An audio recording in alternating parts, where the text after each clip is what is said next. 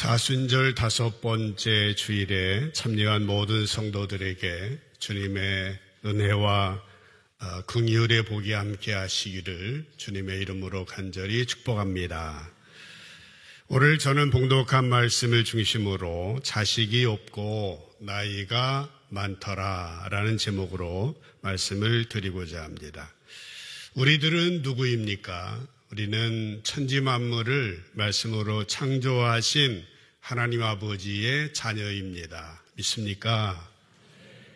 우리는 하나님의 자녀로서 할 수 있다면 더 분명하고 더 확실하게 하나님 아버지의 뜻이 무엇인지 알고 싶어 합니다. 아울러서 하나님 아버지의 구체적인 인도하심을 받고도 싶어 하는 것이죠. 그러나 하나님 아버지의 뜻을 안다든지 하나님의 인도하심을 받는다고 하는 것은 결코 단순하거나 쉬운 일은 아닙니다.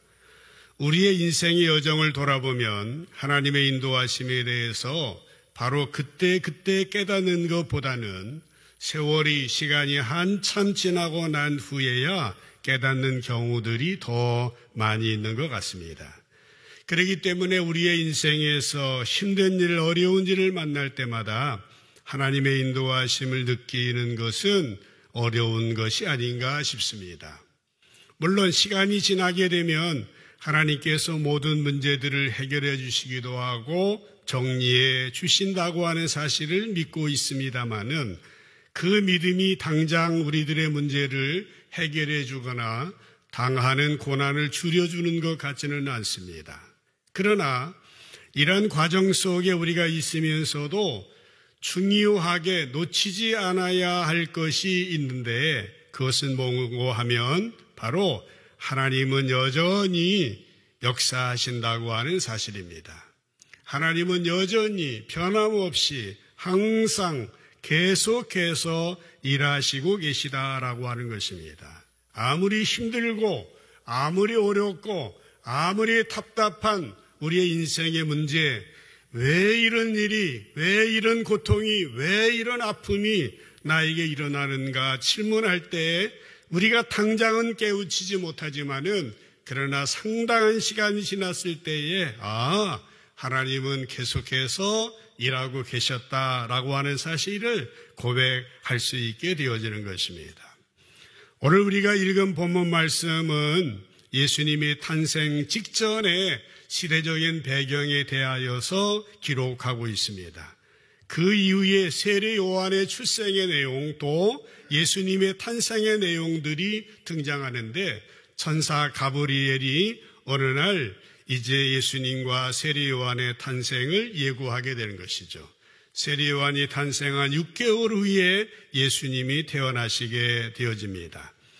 오늘 우리들이 함께 읽은 본문 5절 말씀은 유대왕 헤롯 때에라고 하는 말로 시작을 하고 있습니다.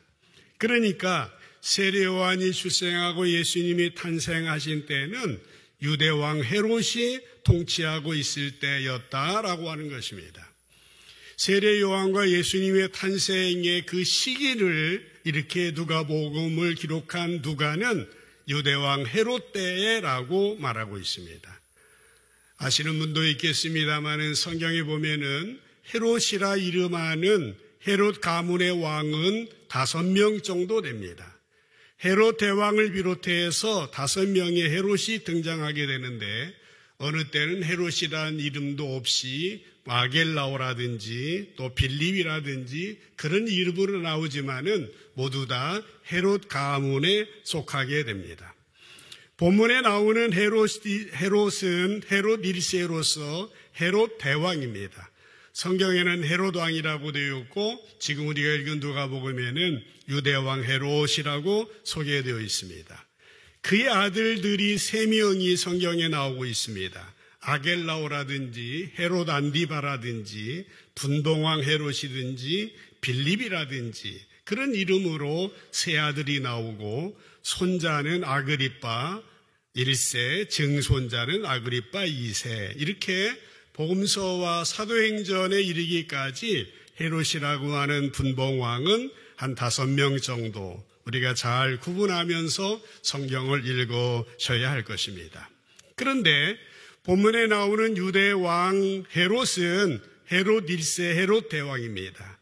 BC 37년에서 예수님이 탄생하실 때쯤인 BC 4년까지 통치했던 사람입니다. 이 사람은 그 예루살렘 성전을 새로 짓기 시작한 유명한 인물입니다. 그래서 우리는 헤롯 성전이다 이름하기도 합니다. 또한 예수님의 탄생의 소식을 듣고 베들레헴에 있는 남자아이들을 모두 죽였던 잔인한 인물이기도 합니다. 그의 출신은 이두메였습니다. 이두메라고 하는 그 족속은 야곱의 형인 에서로부터 시작된 민족입니다. 그의 아버지가 또한 대단한 사람이었는데요. 안티파테르라고 하는 헤롯 대왕의 아버지가 있는데 이분은 정치적으로 매우 민감하고 민첩한 사람이었습니다. 그는 로마의 위대한 장군인 폼페이우스가 유대를 정복했을 때 즉시 로마 제국과의 연대를 꾀하였습니다. 그런데 로마 제국의 권력층의 내부 투쟁으로 인해서 폼페이우스가 율리우스 카이사리에게 패배하자 주저없이 충성의 대상을 바꾸게 됩니다. 그래서 그는 BC 47년에 유대에서 로마를 대표하는 수장으로 임명되기도 했습니다. 이런 연유로 로마인과의 관계를 완강하게 거부하고 있었던 당시 보수적인 유대인들은 이 안티파테르의 환심 정책에 염증을 느끼게 되었고 카이사르가 죽은 후 1년이 안 돼서 안티파테르를 독살하게 되었던 것이죠. 이때 그의 뒤를 이은 사람이 바로 그의 아들 헤롯 대왕이라고 하는 사람입니다.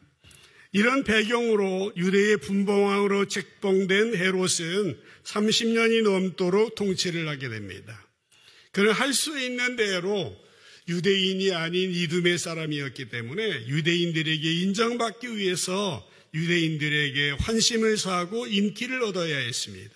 그래서 예루살렘에 성전을 세워주기도 했고 유대인들이 어려울 때에 세금을 감면해 주기도 했고 또 극한 기근에 시달릴 때는 자기의 금접시를 녹여서 팔아서 외국에서 곡식을 사오기도 했습니다. 그러나 그 모든 것들은 자신의 왕위를 유지하기 위한 수단에 불과했습니다. 그는 정신적으로 치명적인 의심증의 환자였습니다. 그의 집안은 참으로 복잡합니다. 그도 역시 고대 왕들이 그러했던 것처럼 복잡한 결혼을 통하여서 자신의 입지를 다지게 됩니다. 화면에 가계도가 나오는데 참 복잡합니다. 헤롯이라는 사람은 두 번째 줄에 빨간 박스이고 그의 아내들이 5명이고 그의 아들 또 손자, 증손자 이렇게 이름이 나와 있습니다. 이름은 아실 필요가 없습니다. 헤롯 왕의 가계도는 복잡하다. 충격적인 것은요. 그는 권력을 유지하기 위해서 자기 부인도 죽이고 장모님도 죽입니다. 왕위를 이을 큰 아들도 의심해서 죽이게 됩니다.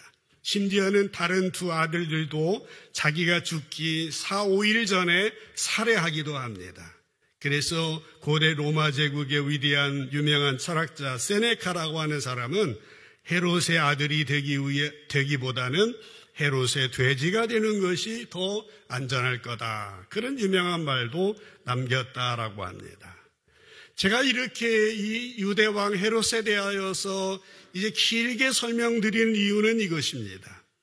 5절에 보면은 유대왕 헤롯 때라고 하는 말은 이때 이스라엘 백성들이 어떤 형편 속에 어떤 상황 속에 있었냐라고 하는 것입니다.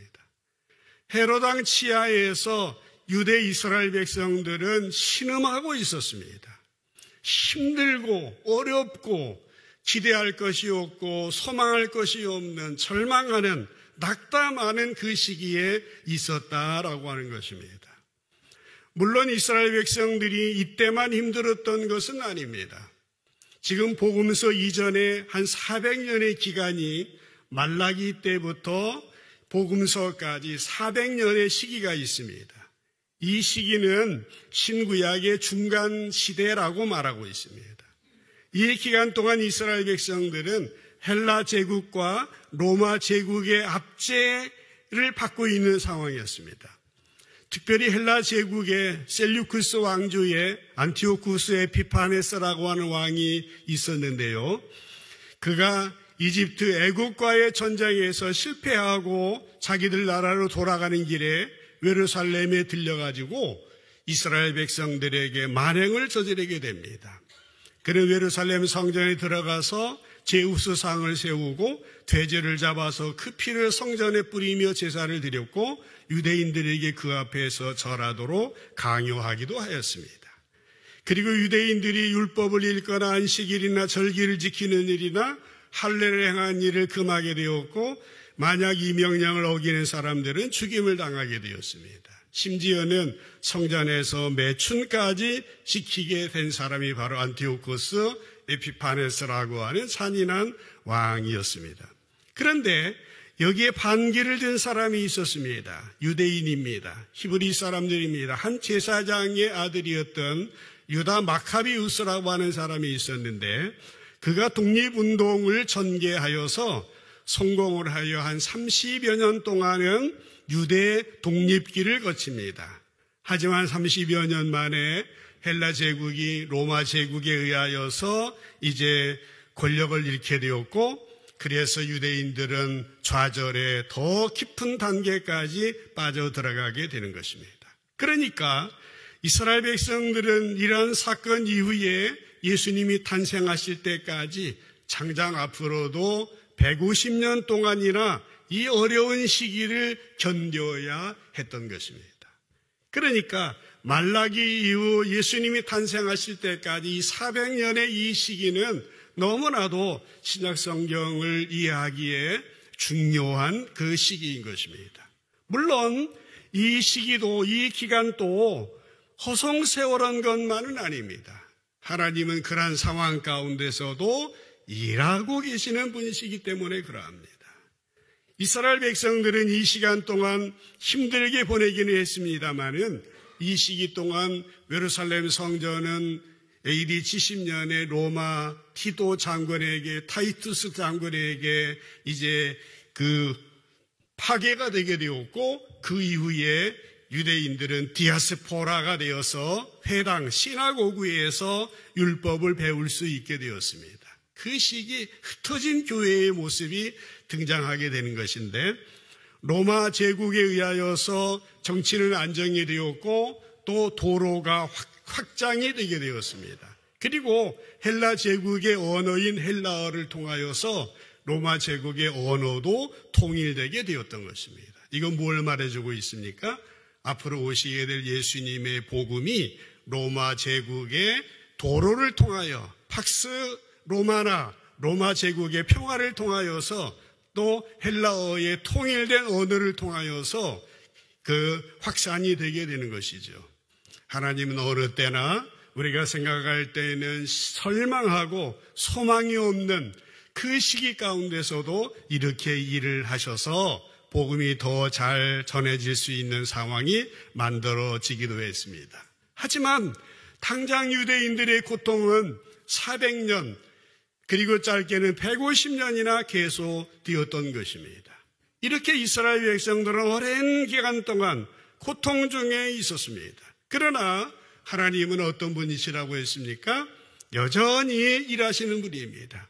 이런 시간에도 틀림없이 계속해서 역사하고 계셨습니다.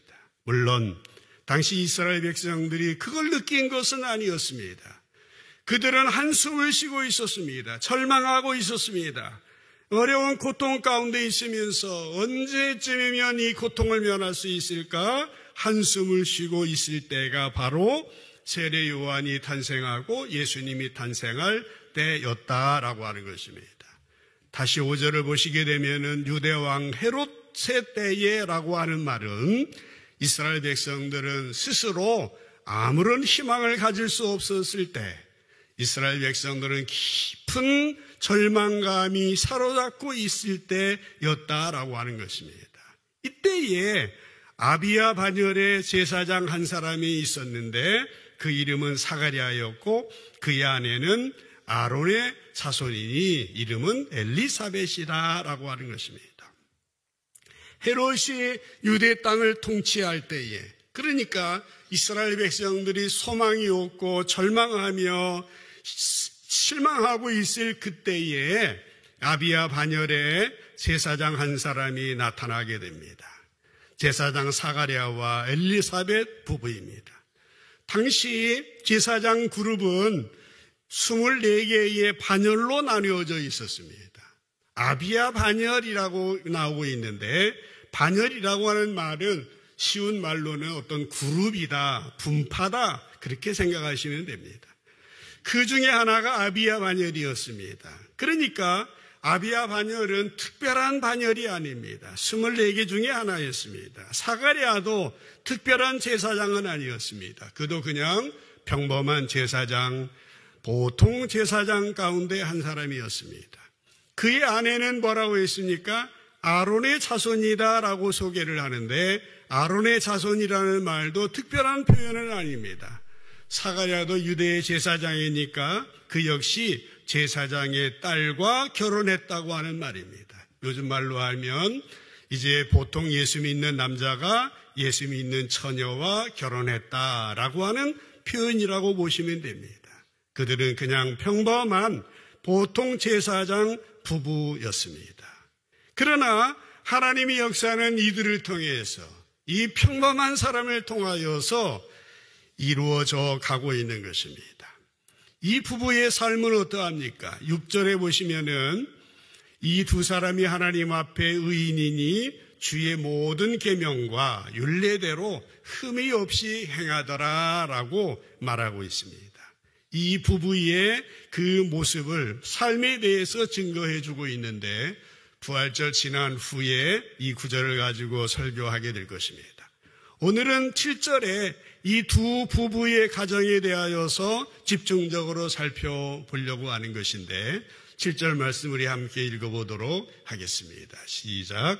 엘리사벳이 잉태를 못함으로 그들에게 자식이 없고 두 사람의 나이가 많더라. 아멘. 오늘 말씀의 제목이 이러합니다.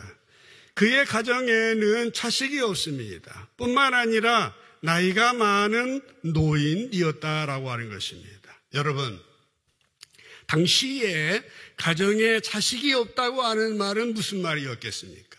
오늘 이 시대에도 정말 얼마 전만 해도 자식이 없다고 하는 것은 치명적이었습니다. 당시에는 더했습니다. 자식이 없다고 하는 것은 하나님의 보기에서 죄된 사람으로 여겨지던 시대였습니다. 자식이 없다는 것은 죄를 지은 결과라고 생각했던 시대였습니다. 그렇기 때문에 여인들에게 아이가 없다고 하는 것은 크나큰 수치로 여겨졌습니다. 이것은 구약에도 나오고 있죠. 야곱의 아내 라헬이라든지 사무엘의 어머니 한나가 아이를 갖지 못하자 성전에 올라가서 통곡하며 기도합니다. 금식하며 먹지도 않고 기도합니다. 술 취한 사람이라고 착각할 정도로 오랜 시간 비몽사몽간에 기도하는 것이죠. 오늘 사가랴 부부는 자식이 없었습니다. 뿐만 아니라 노인이었기 때문에, 나이가 많기 때문에 자녀를 가질 가능성은 전무하였던 것입니다. 그런데 여러분, 다음에 볼 본문입니다마는 13절에 보면은 천사 가브리엘이 사가랴에게 나타나서 얘기합니다. 사가랴여, 무서워 말라. 너희의 간구함이 들린지라. 사가랴 부부가 기도한 것 같아요. 나이가 많은데 자식이 없는데 기도한 것 같아요. 너희의 간구함이 들린지라. 내 아내 엘리사벳이 내게 아들을 낳아주리니 그 이름을 요한이라 세례 요한이라고 하리라. 천사 가브리엘의 예고인 것입니다. 이렇게 이 천사가 나타나서 이야기를 할 때에 사가랴 부부는 어떠했겠습니까? 아마도 당시 사람들은 제사장 사가랴의 가정에 자기들이 알지 못하는 뭔가 문제가 있을 거야. 그렇기 때문에 하나님이 벌 주신 거야. 그래서 자식이 없을 거야. 그렇게 생각했을 수도 있는 상황입니다. 한 10년, 20년 전만 해도 담임 목사님이 아이가 없으면은 줄에도 안 맡기던 시대를 우리는 살아왔었습니다. 이 정도로 아이가 없다고 하는 것은 치명적인 것이었습니다. 그러나 여러분, 제사장에 대한 이러한 평가는 한 가정이나 한 개인에 대한 평가이기보다는 당시의 시대적인 정황을 말해주는 것이기도 하다라고 하는 것입니다. 당시 이스라엘 백성들은 자식을 낳을 수 없는 사람처럼 아무런 열매가 없었던 것입니다. 또 당시 이스라엘 백성들은 노인이 아이를 가질 수 없는 것처럼 장래에 아무런 기대나 소망이 없이 살았더라라고 하는 것입니다. 이렇게 제사장 사가랴의 시대는 아무 소망이 없는 시대였습니다. 이와 같이 제사장의 이야기가 곧 그 시대의 이야기라고 하는 것을 보여준 구체적인 예가 구약 사무엘의 시대에 등장하게 됩니다.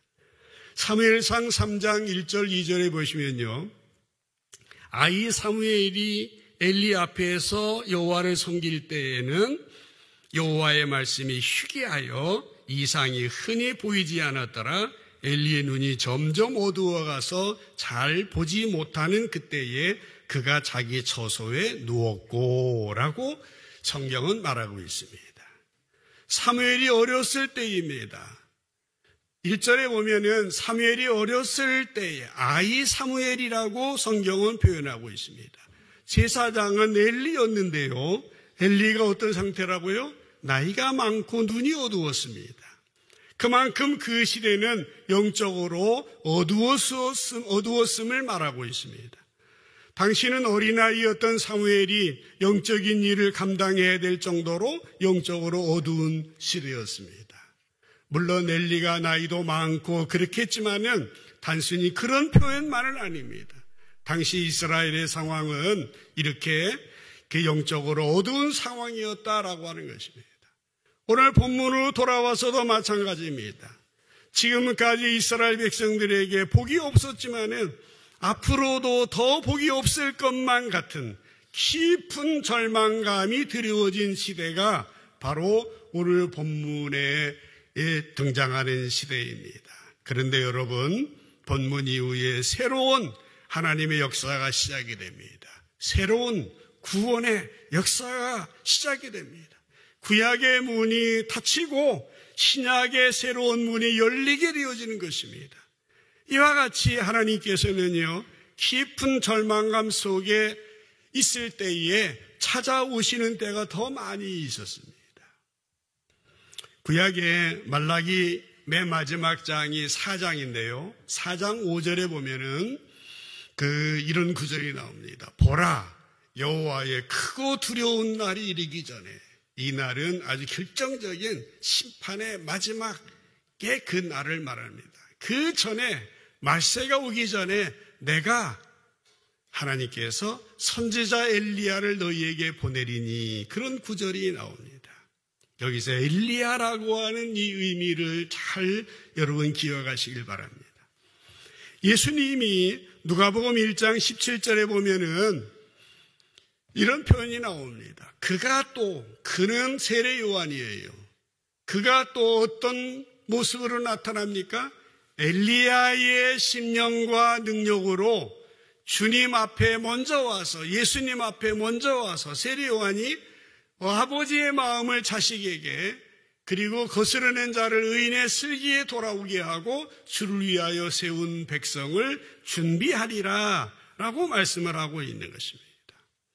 예수님이 그 엘리야가 바로 세례 요한이라고 하는 사실을 말씀해 주고 있습니다.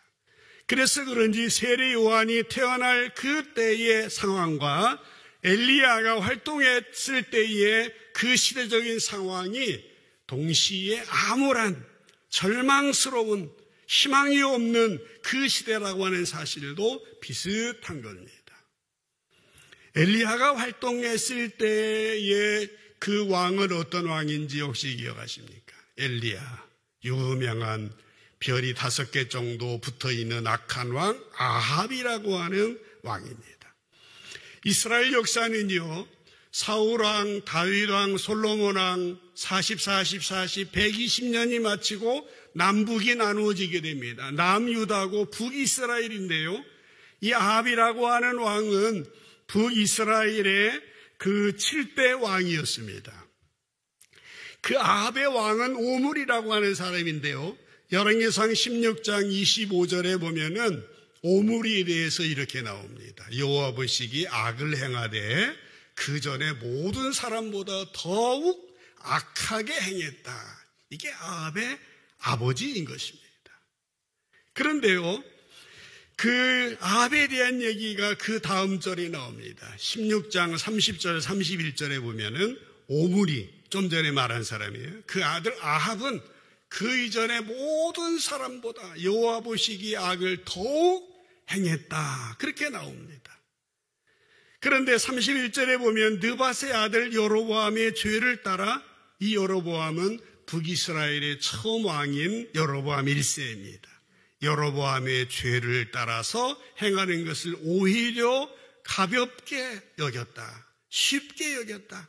시돈 사람의 왕 엣바알의 딸 이세벨을 아내로 삼고 가서 바알을 섬겨 예배했다.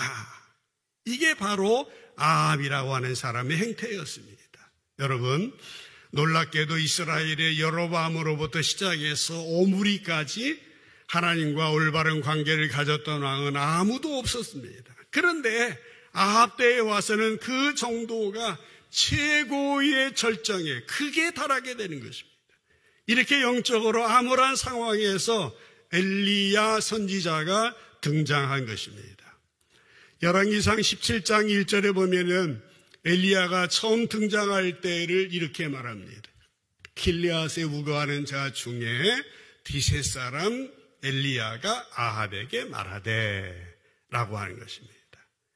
여러분, 한두 절이나 몇 절로만 인물을 말할 때를 제외하면 대부분의 성경에 나오는 인물들은 그 인물에 대한 소개가 길었습니다. 그러나 엘리야는 그런 소개가 없이 딱 한 가지로만 소개합니다.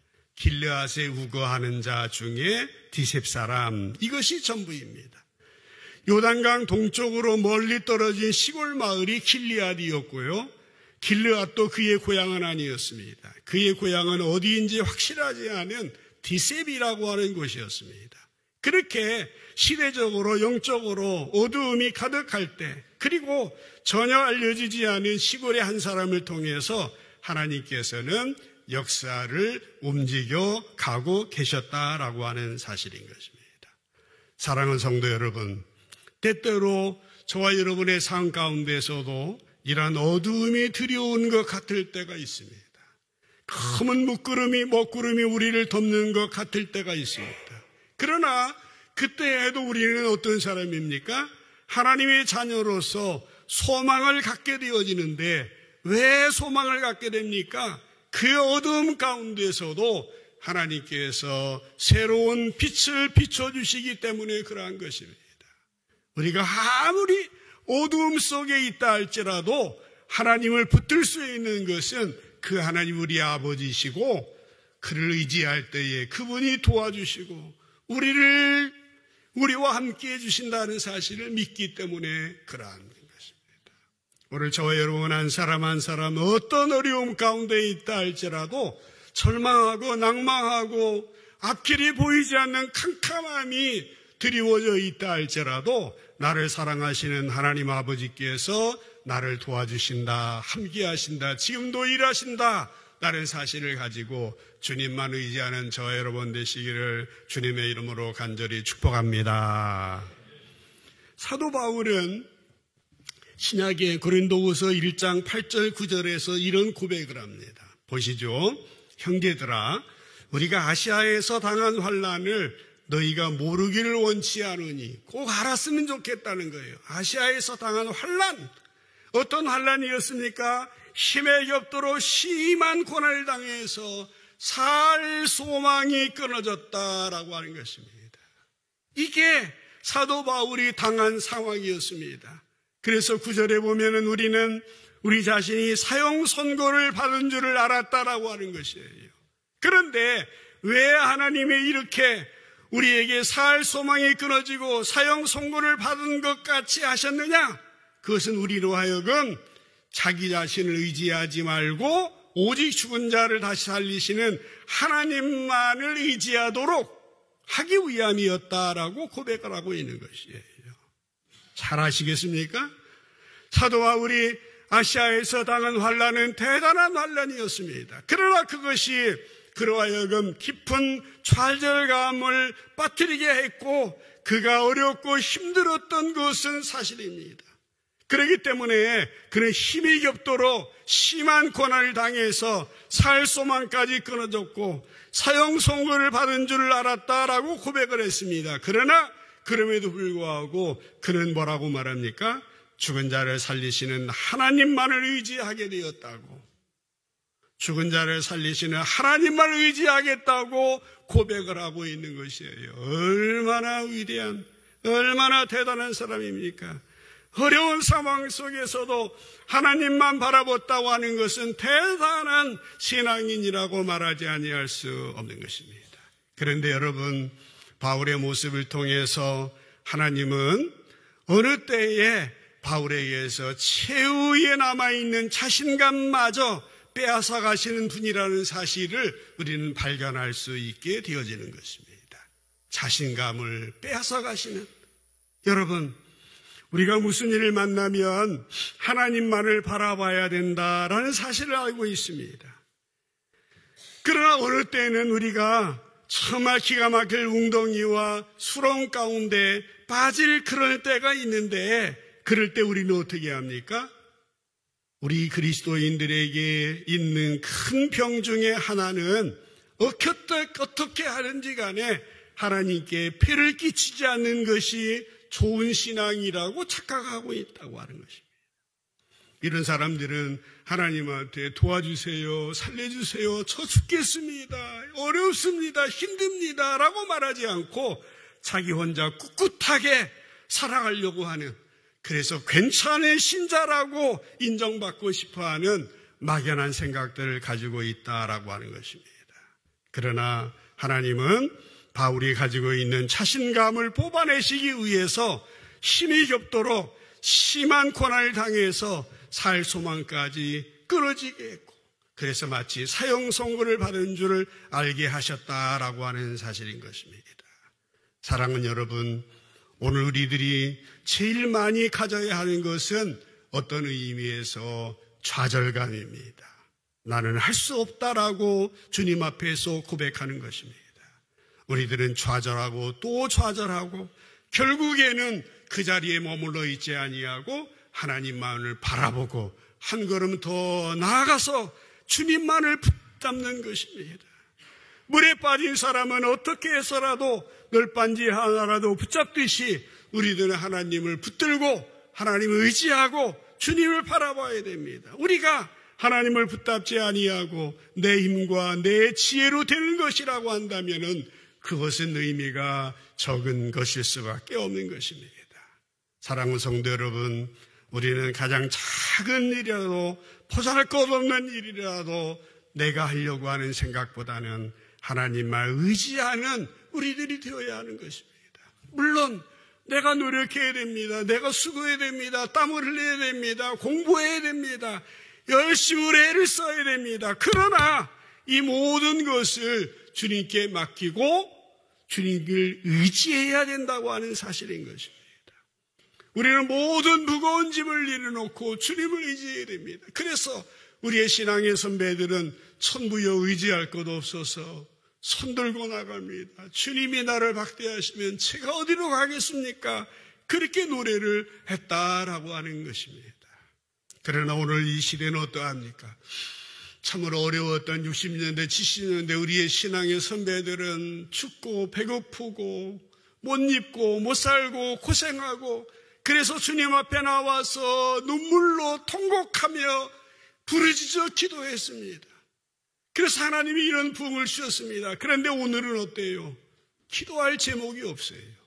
다 잘 사는데 다 있는데 하나님 의지하지 않고 왜 기도해 있는데, 그러다 보니까 이렇게 신앙적으로 다 가라앉아 가고 있다라고 하는 사실입니다. 그러나 그럼에도 불구하고 성전에 나와서 예배하고 말씀 공부하고 기도하는 여러분들을 볼 때에 얼마나 귀한 분인지 알 수 없습니다. 사랑하는 성도 여러분, 우리는 이렇게 기도해야 됩니다. 내가 내 힘으로 어쩔 수 없을 때, 내가 내 마음에 사형 선고가 내려졌을 때 나를 간섭하시고 그분의 자비와 주변의 그분 긍휼로 말미암아 내가 이렇게 살아났다. 나는 절대로 나를 잊지 않겠다. 이제부터는 주님만을 의지하겠다. 이렇게 고백하고 이렇게 선포하고 이렇게 기도하는 저 여러분 되시기를 주님의 이름으로 축복합니다. 여러분, 세례 요한이 태어날 때, 그리고 예수님이 이 땅에 오신 때는 어두움만 있었던 것은 아닙니다. 좌절만 있었던 것 같이 보이지만은 그러나 그것이 끝이 아니었습니다. 어두움만 있고 좌절만 있는 시대가 아니었고 그것은 끝이 아니라 새로운 시작이라고 하는 사실을 우리는 본문을 통해서 배웠습니다. 지금까지 우리가 어떻게 살았든지 앞으로의 시간은 주님과 함께 주님을 의지하는 새로운 시작이 되어야 하는 것입니다. 부디 내 힘을 내려놓고 주님의 은혜와 긍휼에 맡길 수 있는 여러분 되시기를 주님의 이름으로 축복합니다. 나는 할 수 없지만은, 나는 좌절감을 통감하고 나는 할 수 없지만 그러나 주님 의지하겠습니다. 주님이 모든 것을 주관하십니다. 주님께 나아가는 겁니다. 내 힘을 내려놓고 주님의 은혜에 맡길 때에 그래서 우리는 진정한 새로운 시작을 하게 되고 새로운 생명의 역사, 구원의 역사가 우리의 삶 가운데에서 일어나게 되어지는 것입니다. 이런 고백이 여러분의 심령 속에, 가정 속에, 특별히 자녀 후손 속에 나타나서 이 땅에 정말 승리 역사를 일으키고 우리 그리스도인들이 스스로도 자립할 뿐만 아니라 이 받은 무한한 사랑을 가지고 이 세상 속에 나가서 세상을 유익하게 만들어주고 세상에 하나님의 사랑이 충만한 나라로 만들어 나가는 저 여러분 모두 되시기를 주님의 이름으로 간절히 축복합니다. 기도합시다.